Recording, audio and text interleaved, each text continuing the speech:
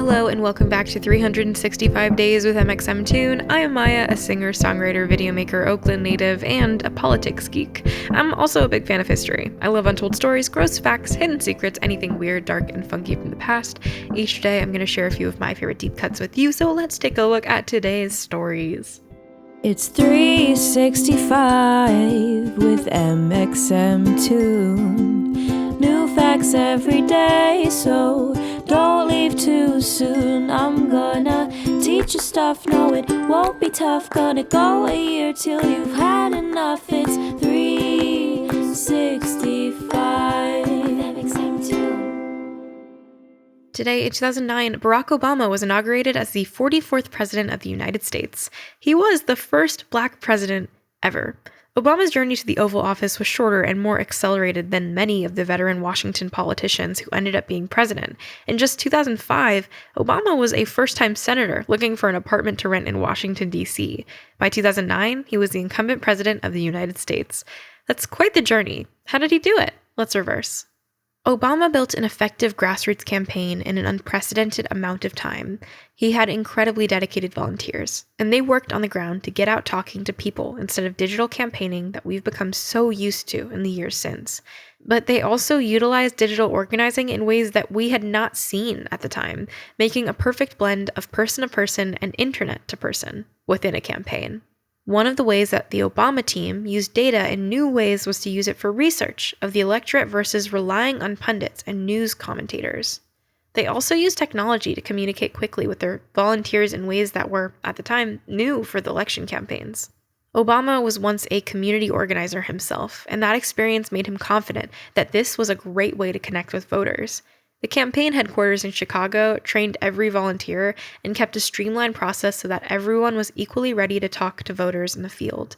Before his time in the Senate and run for president, he had organized Project Vote, an initiative to register tens of thousands of Black voters. His work helped Carol Moseley Braun become the first Black woman elected to the Senate. During that time, he also worked as a lawyer on civil rights issues, meaning that by the time he ran for president, he had a diverse array of experiences despite his relative youth compared to other candidates. He'd been an Illinois state senator since 1996 and was known for his campaign finance legislation, giving health care to poor families and criminal justice reform. Obama is a natural-born orator and storyteller. He used this to connect with voters and potential voters as he began the campaign trail. He also used his skill to create a unified message within his campaign. Part of being a great storyteller is having a solid through line that everything you say connects back to. Every time the campaign had a new talking point, be it climate change or healthcare or voter registration, he made sure that everyone, all the way from the top advisors and advertisements down to the workers on the street, were sending out the same message. In July 2004, Barack Obama gave the keynote address at the Democratic National Convention. In this speech, his storytelling skills combined with his political background to tell the tale of his unique coming of age combined with a theme that Americans are connected in ways that transcend politics. The speech made his earlier memoirs hit the bestseller list, and between that speech and his ascendancy to the U.S. Senate, he quickly became a well-known name in the Democratic Party rather than a random newcomer. He took a press trip to Kenya that helped to elevate him as an international figure and published a second memoir. He announced at the old state capitol in Springfield, Illinois in 2007 that he would make a 2008 run for president. The thing that everyone remembers about Obama's 2008 campaign is his core tenet of change. He came out swinging over favored Democratic candidate Hillary Clinton, and although the primary race was tight between the two, as we now know, Obama came out on top. He was the first Black American to be the nominee of a major party for president and went up against Republican Senator John McCain in the race. Obama's grassroots spirit kept up throughout the entire campaign. He refused federal financing for his campaign and instead raised millions of dollars mostly in small donations.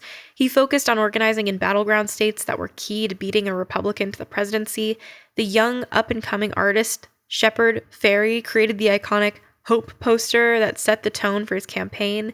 At first, the artist and the print were being graffitied and passed around without association with the Obama campaign, and their eventual acceptance and adoption of this image represented a core part of their campaign, working with the people and accepting the many different ways in which people can offer support. Of course, Obama went on to win that election with 53% of the popular vote and 365 electoral votes. much more than the 270 needed to win. Hundreds of thousands of people came to Washington, D.C. on January 20th, 2009 to view Obama's inauguration, and just like that, history was made. The biggest piece of history was definitely Obama becoming the first Black president, but he was a unique president in many other ways as well. He was the first president to be born in Hawaii. He was not only well-traveled, but also well-versed in the foods of the world. While in Indonesia, he tried snake meat and roasted grasshopper. But his favorite meal is a little closer to home. It's his wife Michelle's shrimp linguine, and his own favorite meal to cook for himself is chili. One surprising food he doesn't like is ice cream.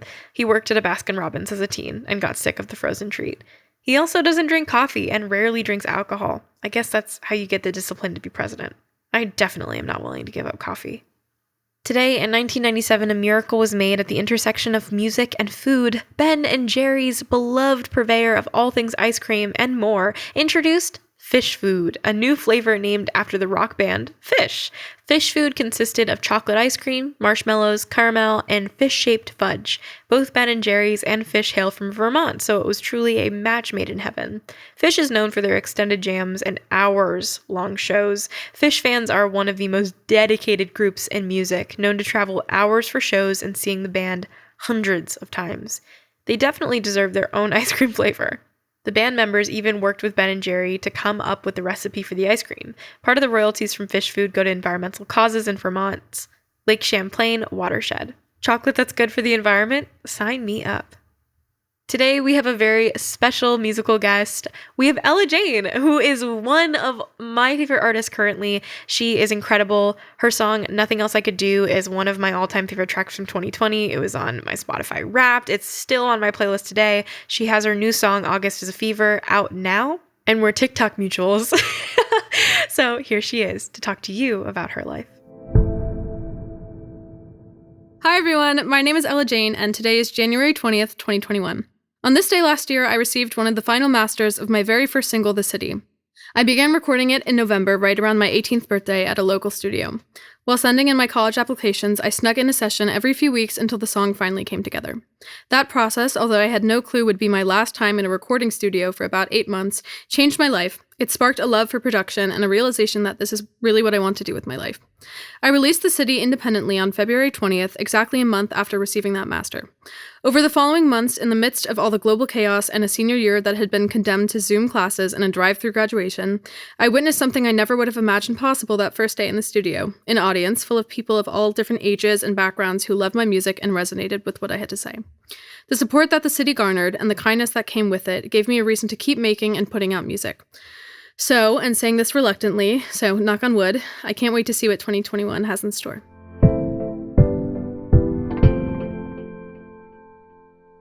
And now for our final segment of the day, I'm going to be going back into my own photo archives to see what I was up to on a January 20th in my life. January 20th, 2020, I was in LA working on Dawn, the EP Dawn, by that girl mxmtoon that's so cool and poggers. I was at one of my dear friends' houses, Alexander 23. We were working on Used to You, and I have video clip of me sitting, bopping my head along, being really excited about the beat that he was producing out. We were sitting inside of his studio space and just playing the beat.